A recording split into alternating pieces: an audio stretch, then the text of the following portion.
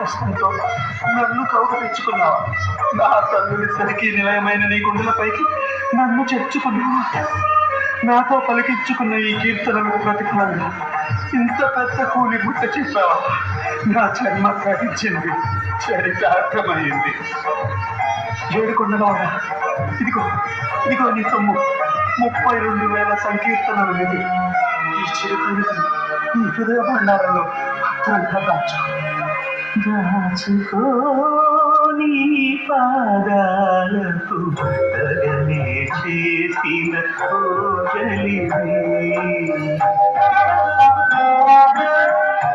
పూజి నీకేవిటి రూప పుష్పము ఇవే అయ్యా. దాచుకో దాచుకో దాచుకో. దాచుకుంటానులే కానీ ఏమిటి అప్పుడే లెక్కలు అప్పు చెప్తున్నావు? అప్పుడే ఏమిటి స్వామి, ఈ కట్టె పుట్టి 95 సంవత్సరాలు గడిచిపోయాయి. పోయిన ఆ కాలాన్ని వెనక్కి తిప్పి అఖిల సృష్టి ధర్మాలను అధిగమించి మీ ఆయుష్ను పెంచుకో. మాలాగా ఎప్పుడు యవ్వనంతో ఉండే వరం ప్రసాదిస్తాను. నటన శుద్ధధారే నీ పరమపద సోపానపు ఆటలు, కోరికల నిచ్చెనలు ఎక్కించడం, ఆశల పాములతో మింగించడం నాకు కొత్తేమీ కాదులే. ఇంకా ఈ దేహంపై మోహం ఉందా పోయిందా అని పరీక్షిస్తున్నావు కదూ గోవిందా? ఇది పరీక్ష కాదు. కాకపోతే ఏమిటి మరి? నీ కీర్తనపై ధ్యానం. నిజం, పాటతో మా హృదయ సామ్రాజ్యాలను పరిపాలించిన కవి మహారాజు. నీ పాటలను వింటూ నేను ఎంత పులకించాను, ఎంత పరవశించాను ఎలా చెప్పాను. ఒకనాడు నువ్వు మా ఏకాంత సేవా సమయంలో జో అచ్యుతానంద జో ముకుంద లాలి పరమానంద రామ గోవింద జో జో జో అంటూ లాలిపడుతుంటే పసిబాలకున్న ఈ వటపత్రంపై పవడించి సేద తీరానయ్యా.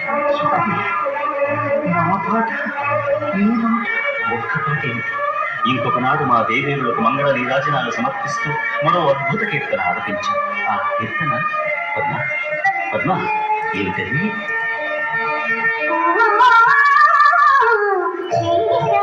కన్యకకు శ్రీ మహాలక్ష్మికి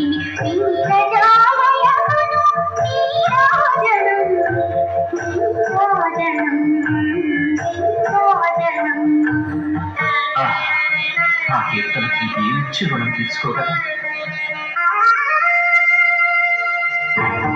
నమ్మడం లేదు కదా పద్మ. అవుదే, చెప్పండి, మీరైనా చెప్పండి. ఆ సంకీర్తన అంటే మాకెంత మొహం. అవునన్నయ్య, ఆ సంకీర్తనల కోసమే స్వామివారు ఎతిగా మారి 7 కొండలు దిగొచ్చి నిన్ను ఢీకొని ఈ దారి మళ్లించారు.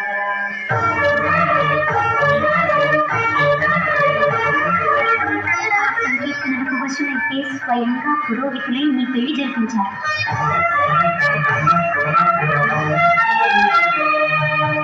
అనంత ప్రకృతి మండలాలను మూసే పావన పూజ లోకాలను ఆడించే మిమ్మల్ని ఆడించాయా? వాటిని మీరు గుర్తుంచుకొని మళ్ళీ పాడి వినిపించేందుగా ఆడించాయా? చాలు స్వామి, చాలు. నిన్నుకు పట్టలేని అలసిపోయేంత ఆనందం కలుగుతుంది. ఈ ఆనందం నాకు దూరం కాకముందే మోక్షలోకం అనుగ్రహించమని చెప్పండి అమ్మా, చెప్పండి అమ్మా. వినదు, ఈ భక్తులు మా మాట వినదు. వాళ్ళు చెప్పిందే మేము వినాలి. వింటాం, కానీ అంతకుముందు మనసారా ఒక్క కీర్తన వినాలి. అవును స్వామి, పాట పాడవా అన్నయ్య? అమ్మా అమ్మా, అమ్మా, ఈ చెంత కన్నా ఇంకేం కావాలమ్మా? మీరు ప్రత్యక్షం కావడం, ప్రశంసించడం, పాడమని శాసించడం, ఇదిగాక సౌభాగ్యం, ఇదిగాక తపము, మరి ఇదిగాక వైభవం ఇంకొకటి కలదా? పాడుతాను తల్లి, తప్పకుండా పాడుతాను.